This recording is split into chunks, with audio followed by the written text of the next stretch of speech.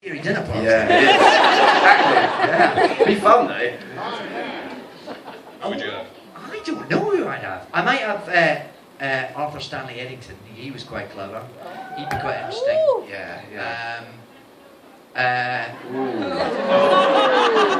ain't competing with Casanova. I don't know who else I'd have. What about Richard? Richard II. Yeah. He's a nightmare as Yeah. well. I played a lot of high maintenance individuals. I in my house for dinner. Alec Hardy would be so miserable. Oh, hey, what about Look Back in Anger? Jimmy Porter. Jimmy Porter. Well, he'd be entertaining. He'd be entertaining, wouldn't he? Jimmy Porter. I'd have Jimmy Porter around for dinner just because that would be, because he's quite, he likes a rant. Yeah. Decoy Bright Guy. You can't even remember his name. That's how much that film meant to you. It touched her, yeah. Well, I mean, actually, Neither can I. Speaking of Philip and the Crown, and then also Richard II, you have some historic context to draw from. Granted, the Richard depiction, Shakespeare's was a lot different from the historical one, but getting inside the head of those characters versus getting inside the head of the Doctor that only existed from other actors but totally in fiction, was that a harder challenge for you, or and how did you do it? What did you find once you got inside the head of the Doctor? I know, we're going kind of psychological level here, but Candy floss and biscuits. I don't know. Well, the process is the same. Really, whatever it is, and you have different.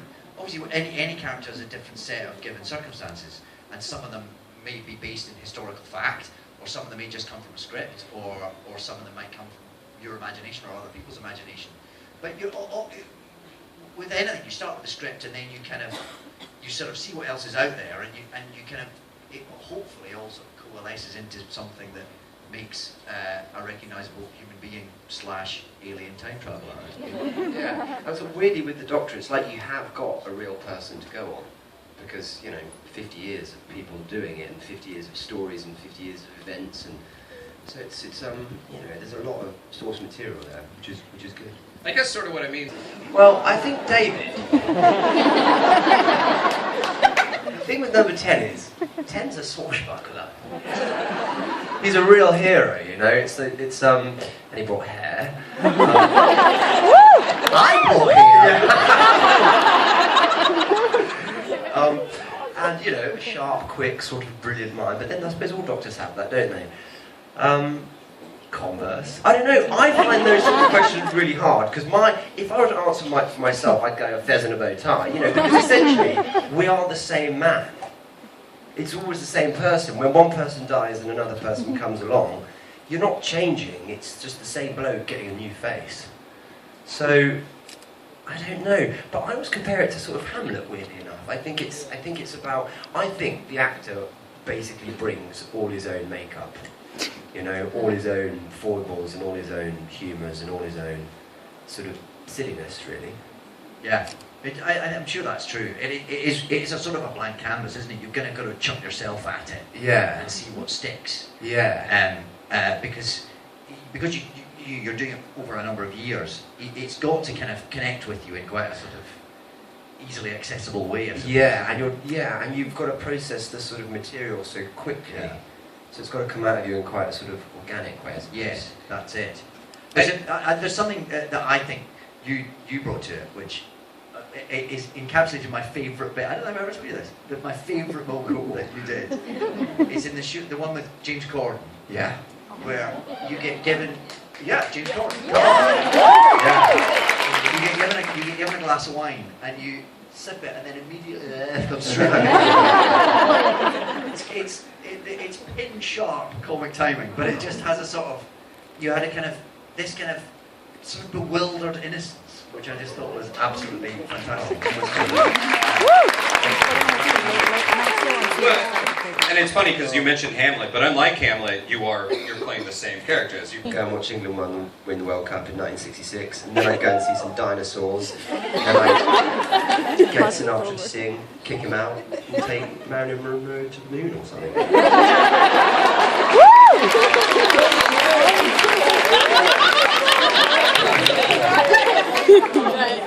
You've thought that.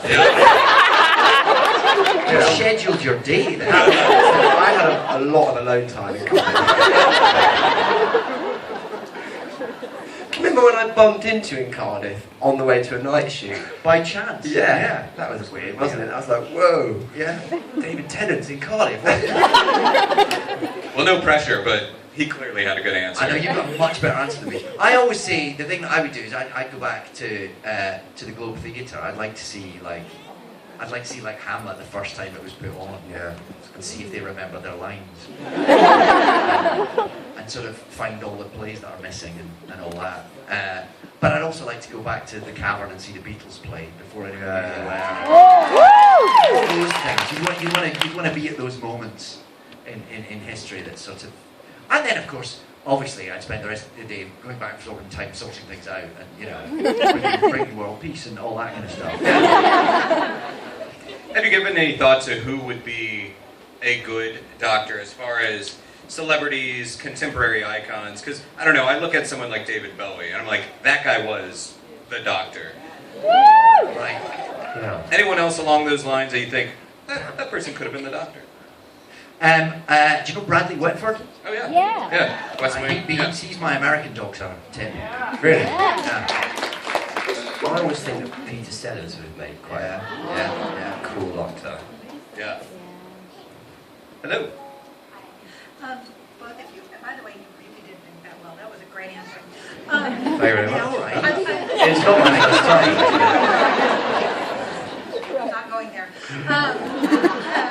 Well, I have. The first time we ever met was in an audition for something else. And we got down to the last two for a show, and then we got Doctor Who. And that show was Merlin. Harry was Guinevere, me as Merlin. And at the time I remember thinking, oh damn, that would have been good. And then I got the Doctor and thought, much called apart. Although Merlin's fantastic and Colin is a brilliant, brilliant actor. Fantastic, and that's not to diminish the quality of Merlin, but it was just funny, and me and Karen often say, anyway, I'm rambling. Well, certainly everything you don't get when you look back, it was for a reason, because something else opened up, right? So, hi. Maybe. If you could go to any planet that's not the original Earth, where would you go and with what companion? You mean a planet that we've seen in the show? Yes. Yeah. It just can't be like the original Earth. Oh, in... You've got a lot of restrictions on this.